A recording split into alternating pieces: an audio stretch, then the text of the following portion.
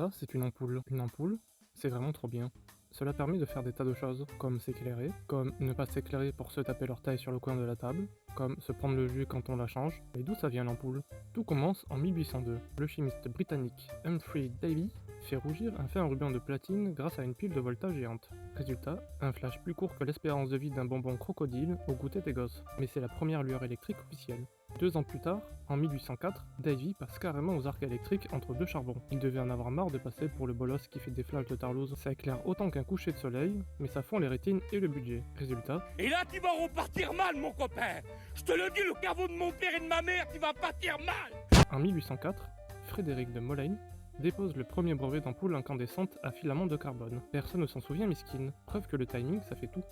Entre 1860 et 1878, l'anglais Joseph Swan carbonise des fibres végétales. Rassure-toi, ce n'est pas ton grand-père. Dans un vide partiel et réussit à garder la lumière allumée quelques dizaines de minutes. Problème, l'intérieur du bulbe s'encrasse plus vite que tes dessous de bras sous 40 degrés à une feria sans eau. Moralité, ça chauffe, mais ça ne vend pas.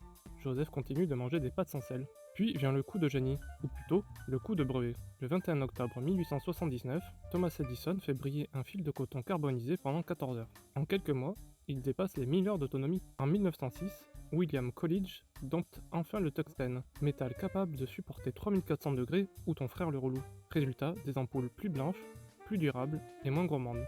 Comme passer d'un gros mazout à une électrique silencieuse. Ou passer de tonton Stéphane arraché fin de soirée à tonton Stéphane lendemain de cuite, la tête dans sa galette.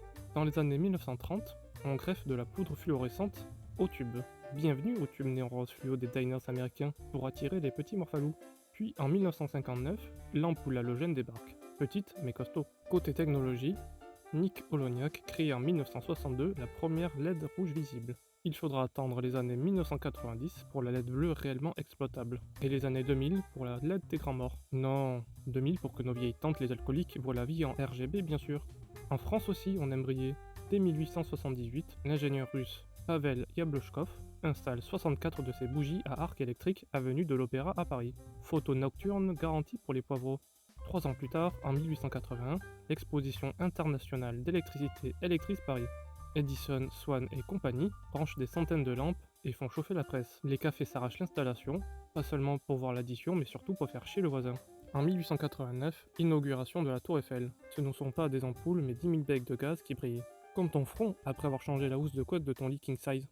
Les projecteurs électriques et la célèbre balise lumineuse n'arriveront qu'au début 20e. Mais tant pis pour la chronologie, qu'elle aille crever. Eiffel brille quand même. Qui dit ampoule dit compteur. Qui dit compteur dit facture. Qui dit facture dit ta grande cousine la folasse. Des premières sociétés parisiennes d'électricité apparaissent dès 1888. Mais EDF naît officiellement en 1946, afin de vider efficacement ton compte en banque. C'est donc grâce à l'ampoule que vous recevez aujourd'hui ces charmantes enveloppes bleu horizon pour vous dire que vous allez annuler les vacances à la Méditerranée chez Tata Célie et tonton Patrick. De toute manière, ils veulent jamais aller à la plage, ces chiens. Aujourd'hui, une LED consomme 90% d'énergie de moins que l'ampoule d'Edison se nullos, et dure assez longtemps pour voir la fin de votre série préférée, et sa préquelle, et son reboot, si ta série est rapportée assez d'oseille. Pourtant, on continue tous à chercher l'interrupteur dans le noir, et on continue à se cogner notre race. Comme quoi, la vraie intelligence n'est pas encore dans la lumière.